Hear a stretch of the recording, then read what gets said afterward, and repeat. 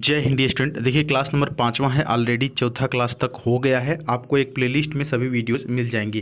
देखिए अब आपके एग्ज़ाम में लगभग 3 से 4 दिन बाकी हैं। मान के चलते हैं कि सिर्फ 3 दिन बाकी है, चौथे दिन एग्ज़ाम में ही है। ज़्यादातर बच्चों का 28 को है, ठीक है।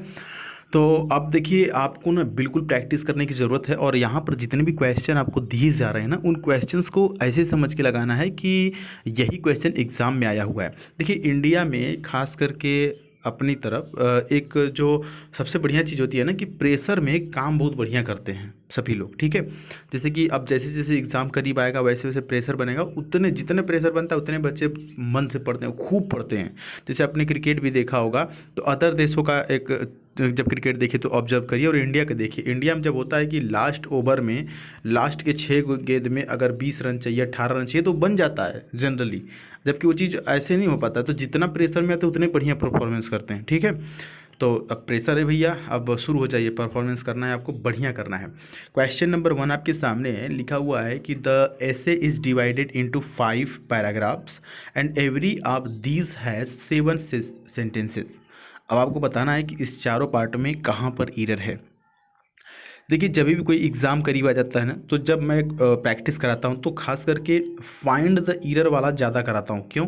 क्योंकि फाइंड द एरर वाला एक ऐसा सेक्शन है कि जिसमें कंप्लीट ग्रामर आपका कवर हो जाता है, parts of speech, direct indirect, narration, tense, सब कुछ, ठीक है।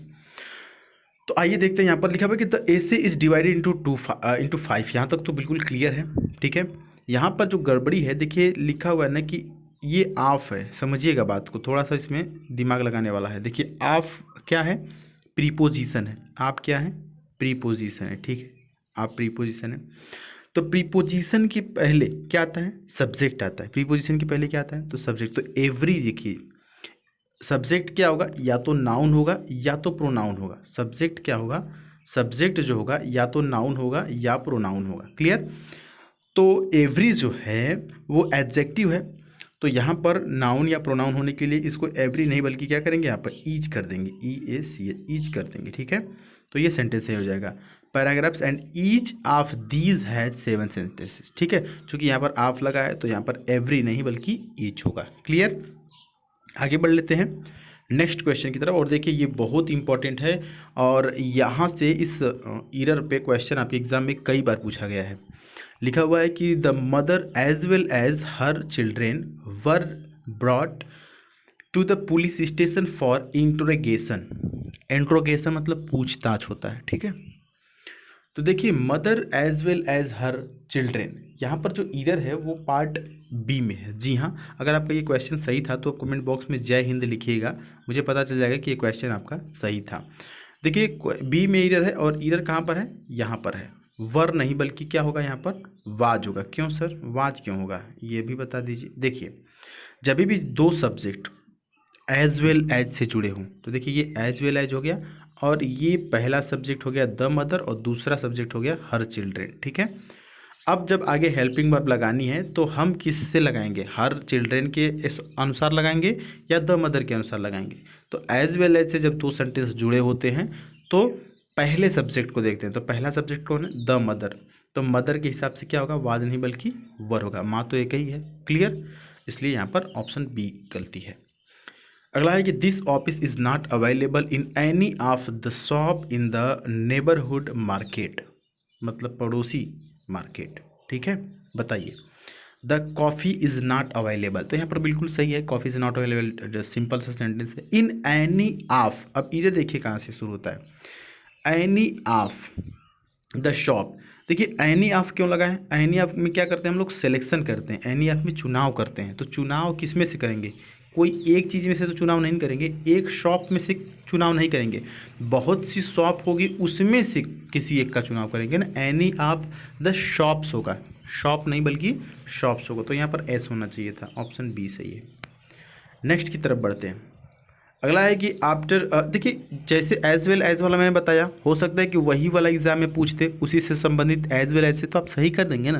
तो यही फ़ायदा होता है प्रैक्टिस सेट का। After a heated argument they went to their respective place. बताइए। अच्छा इस सेंटेंस को ना अगर आप ध्यान से पढ़ेंगे, तेज़ी में पढ़ेंगे, तो ऑटोमेटिक आपका ईरर बन जाएगा।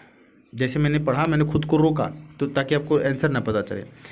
देखिए, after a heated argument they went to their respective place, नहीं बल्कि प्लेसेस होगा, रिस्पेक्टिव प्लेसेस। क्यों? हेटेड आर्ग्यूमेंट के बाद वे चले गए, दे वेंट देयर, उनके रिस्पेक्टिव प्लेसेस मतलब अपने अपने जगह पर, ठीक है। हेटेड आर्ग्यूमेंट के बाद वो लोग क्या किए, अपने अपने जगह पर चले गए। तो प्लेस नहीं बल्कि प्लेसेस होगा। क्लियर? बात समझ में आई? प्लेस नहीं बल्कि प्लेसेस, अपनी अपनी जगह की बात कर रहा है, प्लेसेस, एस लगेगा। नेक्स्ट देखिए, Virat Kohli is one of the best batsman that the world have seen. अब देखिए, ये वाला जो ईरर है ना, ये दूध पीता बच्चा बना देगा। कैसे? कहेगा कि भैया दुनिया तो एक ही है, ठीक है। कुछ लोग कहेंगे कि सर यहाँ पर देखिए वन ऑफ, अच्छा जब वन ऑफ द आता है ना तो दिमाग यहीं क्लिक करता है कि यहीं कहीं आसपास ईरर होगा। ज़्यादातर ऐसा बार होता भी है। वन ऑफ द, ये ध्यान खींचने के लिए लगाया कि वन ऑफ द। अब देखिए वन ऑफ द के बाद प्लूरल आता है, नाउन कैसा आता है? प्लूरल। तो प्लूरल दिया हुआ है, बैट्स मैन नहीं बल्कि मेन दिया हुआ है, तो ये लाइन बिल्कुल सही है, ठीक है। Virat Kohli is one of the best batsman, क्योंकि बहुत सारे बैट्समैनों में से एक है ना, तो यहाँ तक तो सही है। द वर्ल्ड हैव, अब देखिए संसार तो एक ही है ना भैया, तो हैव नहीं बल्कि क्या होगा? हैज होगा। विश्व तो एक ही है ना, कि 10 विश्व है, एक ही है ना पूरे विश्व भर में। क्या कहते हैं? पूरे विश्व भर में, तो पूरा विश्व मतलब एक ही विश्व है, तो हैज होगा। She is right here. A lot of money were spent on the Commonwealth games.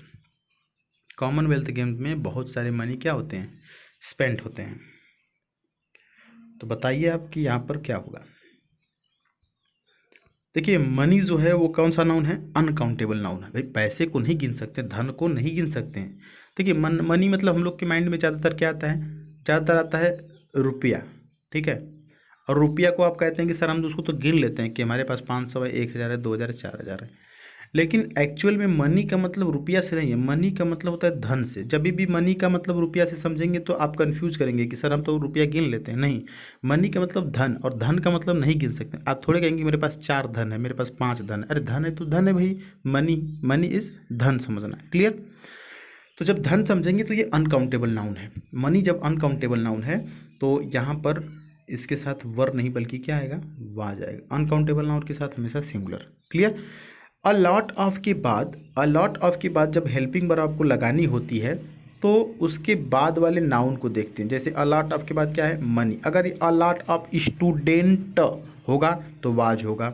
अगर मनी आपके बाद lots of, lots of students होगा तो वर होगा। मतलब इस वाले चीज़ को देखते हैं और उसके बाद हेल्पिंग वर्ब लगाते हैं। तो यहाँ पर मनी अनकाउंटेबल था तो वाज नहीं बल्कि, वर नहीं बल्कि वाज होगा। क्लियर? ऑप्शन बी सही है। अब आ जाते हैं फिल इन द ब्लैंक में, ठीक है।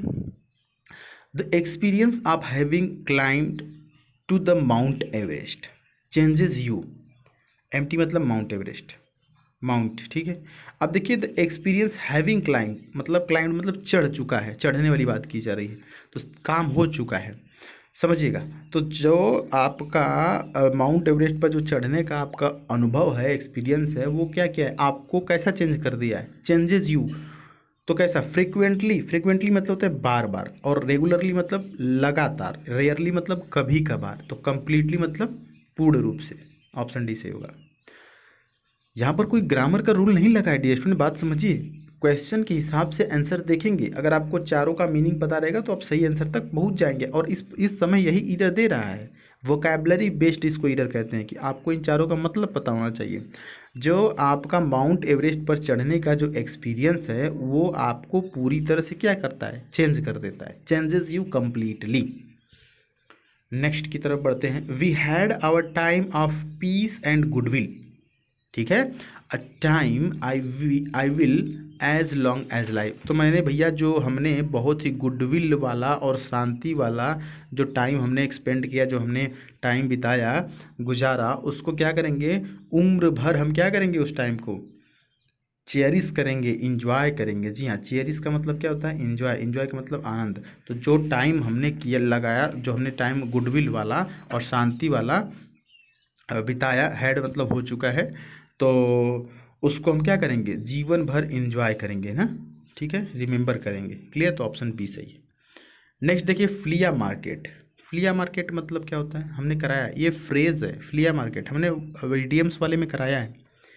फ्लिया मार्केट मतलब एक ऐसी बाज़ार होती है ना जहाँ सेकेंड हैंड की चीज़ें बिकती हैं। देखिए दो बातें होती हैं, एक तो होती है चोरी की माल, चोरी का माल बिकता है, दूसरा होता है कि सेकेंड हैंड माल मिलता है।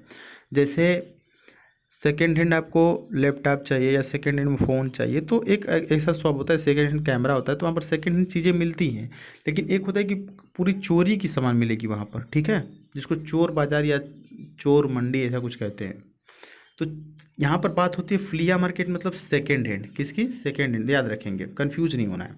तो ऑप्शन सी से हो जाएगा, a street market selling second hand goods. ठीक है, एक ऐसी स्ट्रीट मार्केट जो है कि जहाँ पर सेकेंड हैंड की चीज़ें बिकती हो। एक देखिए ऊपर वाला स्टोलन दिया है, तो कंफ्यूज नहीं होना, चोरी का सामान नहीं होगा, वो सेकेंड हैंड होगा। ठीक है, उसका बिल उल भी बना के सब देते हैं।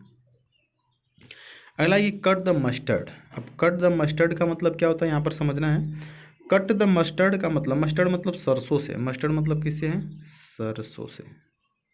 अब देखिए जल्द ही जल्द कुछ ही दिनों पहले सरसों सभी लोग का कटा है और कुछ लोग का भी कट भी रहा होगा। सरसों की हाइट जो होती है लगभग कितनी होती है, 6 फीट होती है। सरसों की हाइट कितनी होती है, लगभग 6 फीट होती है। और देखिए करते क्या है, ये ईडीएम है, याद करिएगा इसको, तरीका बता रहे याद करने का।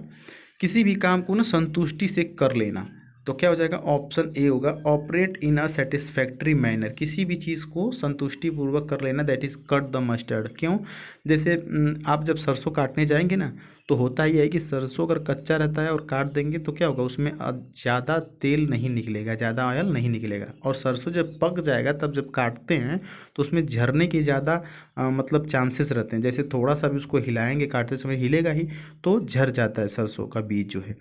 तो होता ये है कि बहुत ही आराम से उसको काटना होता है, बहुत ही संतुष्टि सेटिस्फैक्ट्री मैनर से। ठीक ना, इस तरह से याद करेंगे। तो कट द मस्टर्ड का मतलब होता है कोई भी चीज़ बहुत ही सेटिस्फैक्ट्री तरीके से करना। ठीक है, तो operate in a satisfactory manner, option number A is right here. तो डी स्टूडेंट, यहाँ पर हमने आपको 10 कराए, ठीक है, 10 क्वेश्चंस की प्रैक्टिस कराएं। अगर आप चैनल पर नए तो सब्सक्राइब कर लीजिएगा, इसी तरह से हम आपकी हेल्प करते रहेंगे। और 10 में से आपके कितने क्वेश्चन सही हुए कमेंट बॉक्स में ज़रूर बताइएगा। आप यूट्यूब पे इस वीडियो को देख ही रहे हैं, चैनल को सब्सक्राइब कर लीजिएगा। साथ ही साथ पीडीएफ वगैरह के लिए या क्विज़ के लिए टेलीग्राम पे हमें ज़रूर फॉलो करें, द सुधीर पांडे सर्च करके। वहीं इंस्टाग्राम पे भी हमें फॉलो कर सकते हैं, द सुधीर पांडे सर्च करके। आज के लिए बस इतना ही। आपको ये वीडियो कैसा लगा कमेंट बॉक्स में ज़रूर बताइएगा। मिलेंगे फिर अगली वीडियो में, या कोई डाउट भी है तो पूछ सकते हैं। चलिए तब तक के लिए जय हिंद, वंदे मातरम।